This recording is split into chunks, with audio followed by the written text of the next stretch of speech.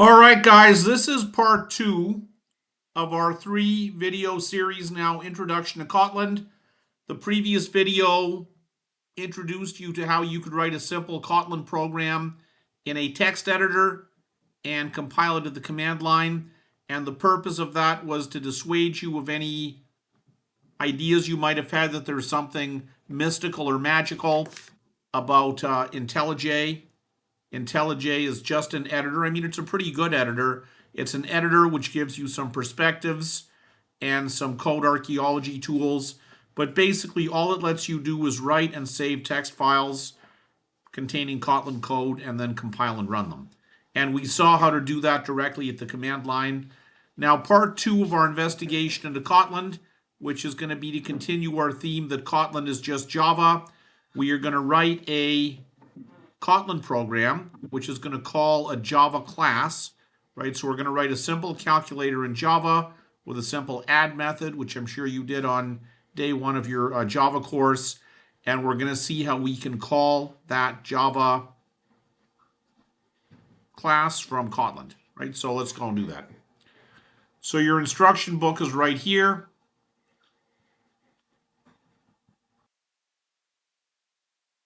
All right, so let's get to work now. So once again, I'm going to kick this lab book out. We're going to create a Java class called calculator with an add method. So let's go and do that first. Not going to talk too much about the Java. If you have any questions about the Java, by all means, let me know. But I think this is pretty simple compared to what you've seen. Let's go and open our favorite text editor. Oops. And as we know in Java, your code must be contained in a file, which is the same name as the file which contains your public static void main method. In this case, we don't have a public static void main method. All we're doing is creating a method, and then we're going to call the constructor, right? So the constructor is going to be activated in Kotlin, and then this method's going to be available. In fact, just to reinforce that, let's, as you know, that you can, Java runtime gives you a no args constructor for free, right? It just throws it in there, but you're free to override it. So a constructor now always has to be public, and there's no return type because it's returning a method, an object reference, and it has to be named the same as the class it's in. So public calculator,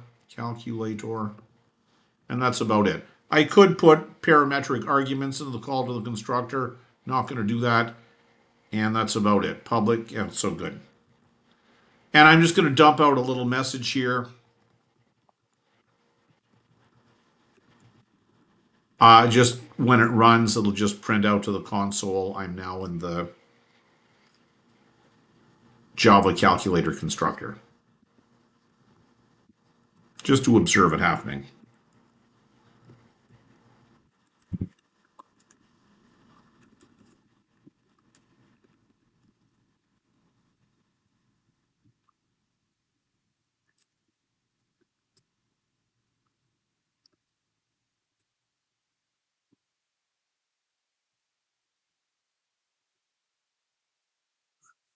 Construct.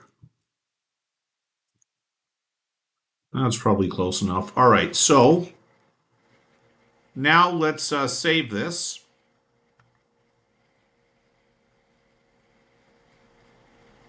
And open a command prompt.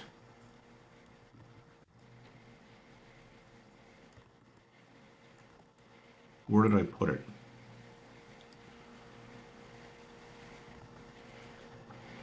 Oh, I didn't save it yet. All right, I'm going to stick in my Kotlin directory I was using last time to keep everything centralized. So Kotlin.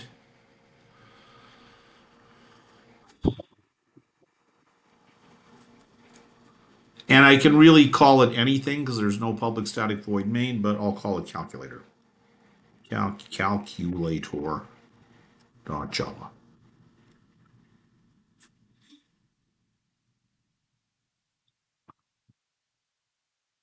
All right, so let's cd into that directory.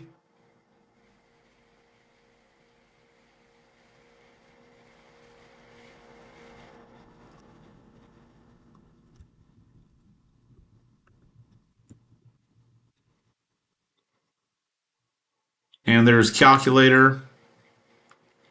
And actually, we can't run it because we don't have a public static void main. I mean, we can compile it just to make sure there's no errors, but it's not runnable. So Java C, calculator. Whoops. Good thing I tested now because I have, forgot my semicolon. All right.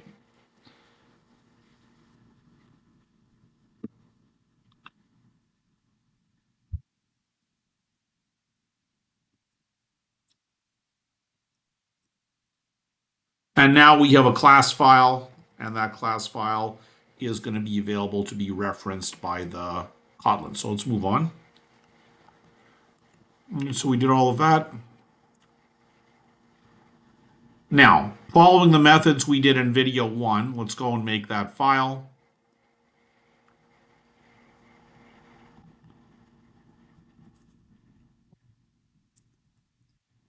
Whoops, save.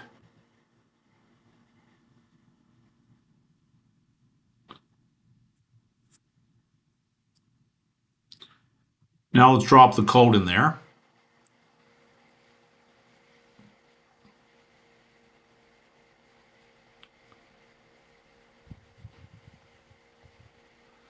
So just like you would if this were a Java file, you'd say import if you're importing, if you want to make another class available to the execution context of this class. So we're making our calculator available here. Why? Because here you see we're saying val, and I'm going to make my third video is going to introduce basic variables as well as some basic flow of command stuff. Believe me when I say that in Kotlin, val is one of the ways of declaring a variable. So we're making a variable called calculator. And what's that doing? That is calling the constructor of here. Right, so that's calling the constructor of this calculator class in Java. So that line is the connector between Java land and Kotlin land. And here now we're running, so on that object reference, we're running the add method, passing in some parameters, and then we're just outputting the results. Once again, you see here in Kotlin, that is how you can print out to the console. And here we're doing variable interpolation. So if I have dollar preceding a variable name, which is in scope, right? It's available. It's in scope in terms of being available at this point in flow of execution. In quote marks, it's going to be printed out. All right, so let's try that. So save. Do you remember what we did last time in terms of compiling our Kotlin using the Kotlin compiler? Let's go and remember that.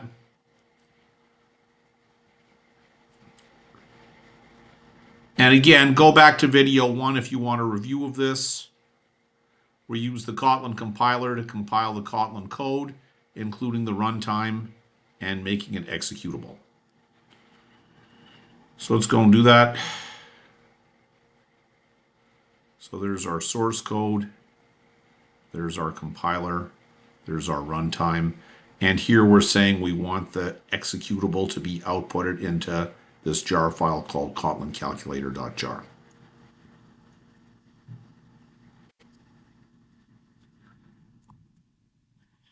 All right, so let's paste that with the command prompt.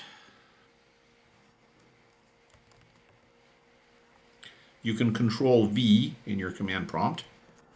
Paste.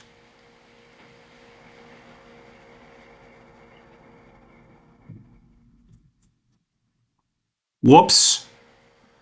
Unresolved reference to calculator.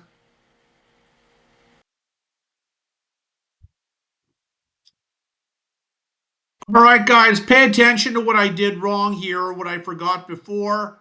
I have to put the -cp for class path, -cp space dot. That means look in this current directory, which is the dot, treat that as a class path and look there to find your file. Let's see if that's working better now. So hit the enter key.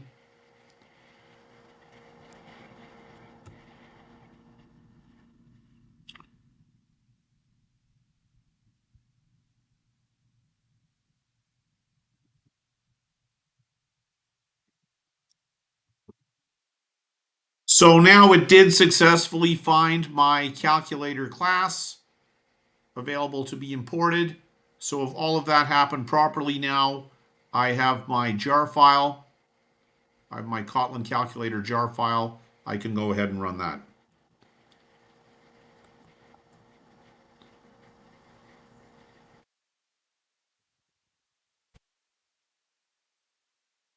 So as we did in video 1, java-jar, and then the name of the jar file.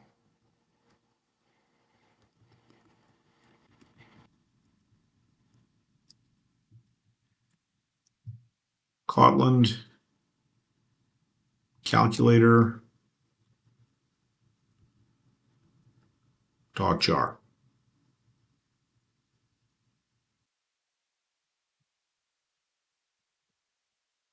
All right, so I'm going to explain what I did with the UF flag in a minute. For right now, let's try running our jar file again.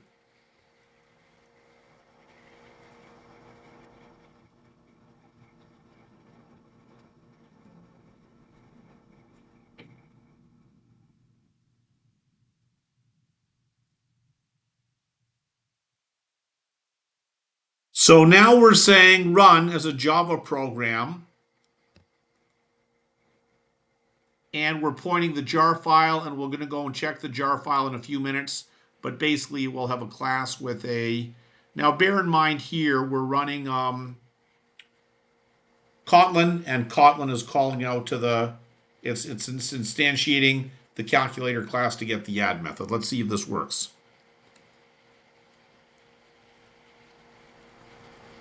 Yeah, so the sum is 8 in this case. And we got our method there about now in the Java class. All right, guys, what happened was that my jar file did not have the calculator class in there because I made the jar file, then I ran the procedure to. I'll try that again. What happened was that my jar file did not contain the class file because I made the jar file, then I made the class file, and I did not regenerate the jar file to include the class file. So here, when I use this formulation, Java UF, this updated this jar file with this class file, right? So anyway, you could have done anything. You could have also just erased the jar file and made it new, and using the flag -cp dot is very essential because it's going to make the current directory to be in the class path. Anyway, go and play with this and get it working. And again, this is not a particularly common thing to do because I guess mostly in this class we're just going to be writing everything in Kotlin. But conceivably, if you're at work or something and you have a an API or something you need that's wrapped up in a Java file, and maybe it's not practical, you don't want to spend the time to recreate it in Kotlin, you could go and use this method to suck your